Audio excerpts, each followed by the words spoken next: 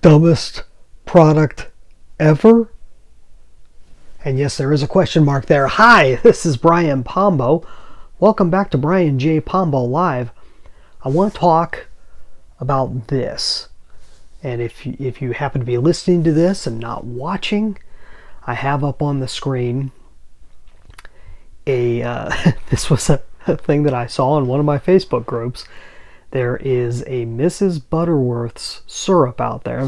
For those of you who don't know and aren't familiar with the brand, especially if you're outside of the United States, Mrs. Butterworth's is a almost like a Maid shaped bottle with corn syrup, maple flavored corn syrup in it. And I know it was one of my favorites as a kid. Just pouring this stuff all over. Back then, I don't think it was mainly corn syrup like it is now, but this is a very special bottle of maple syrup, of maple flavored syrup. It is flavored like Fruity Pebbles, the famous Flintstones based cereal. And so it's a slightly different color. It's more of a fruity color. If you could think of the sweetness of Fruity Pebbles in liquid form, it automatically sent chills up my spine just thinking about it. And so here's what I ended up doing with this. I ended up taking this post that someone else had posted, reposting it on my Facebook page, and making a snide comment about how all these crazy things are happening in the world, yet we have this. This is truly a sign that the end of the world is coming. And the more I think about it, the more brilliant I think it really is. I had a friend who bought it for his children, and they said they didn't like it. I can't have anything like that. I try to stay away from things that are high in sugar, or high on the glycemic index, you could say. And so I wouldn't buy anything like that. And so it's a very interesting concept. Oh, and his children didn't like it. They hated it. But I loved all the different reactions I was getting from people, because it definitely caught attention. It caught fire on my Facebook feed. And so it made me think, yeah, it's initially you think it's stupid. Initially you think it's dumb. You think this is something that nobody should do. You know, it should not be something that we even think about. But then I thought, look, the initial person posted it in a very popular Facebook group. I took it, reposted it. Even though I'm mocking it, I'm advertising for them. And whether a person even goes out and buys that particular one or not, I'm advertising Mrs. Butterworth's. And there's no other reason in the world that I would really ever do that, unless they had something else that was relatively newsworthy or worth talking about. And now I'm making a video and an audio podcast for you, advertising Fruity Pebbles Miss Butterworth's. I'm not intentionally advertising. I'm talking about it. The magic of marketing is getting people to talk and advertise for you when they don't intentionally even mean to do so.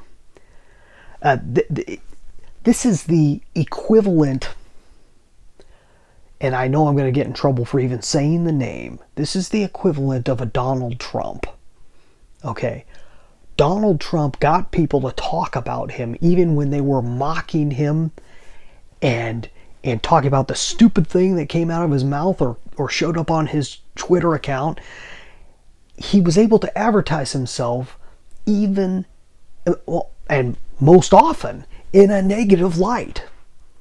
And because of that, he was able to garner more and more and more attention, where he was able to initially, his first time around, beat one of the most popular, most well-known persons in American politics ever. whether you like it, you don't like it, whether you think it was rigged or not, that is really how he was able to do it. He is, in his own way, a crazy brand that gets attention. And like these guys, they've gotten attention from me. I've passed it on to others. I know people shared my post, and people with large followings shared my post. That is brilliant marketing.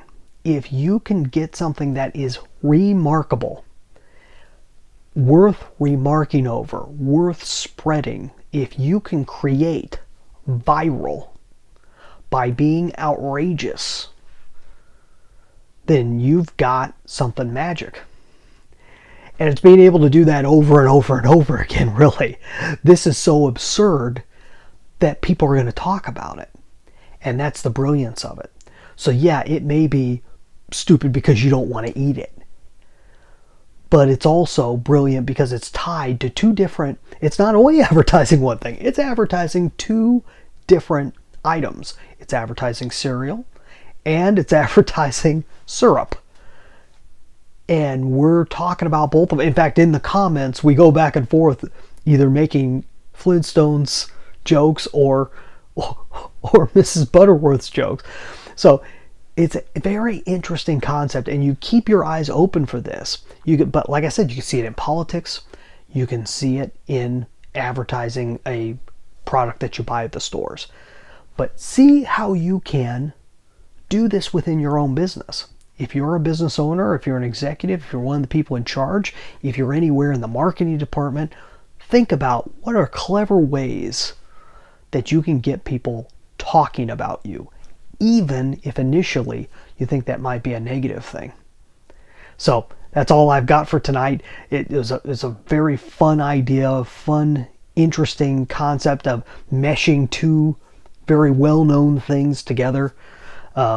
And I'd love to hear what your comments are about Fruity Pebble Mrs. Butterworth's. That's all I've got for tonight. Go check out my book, 9 Ways to Amazon-Proof Your Business. Here I use the Amazon name in my title to kind of gain a little bit of attention for it.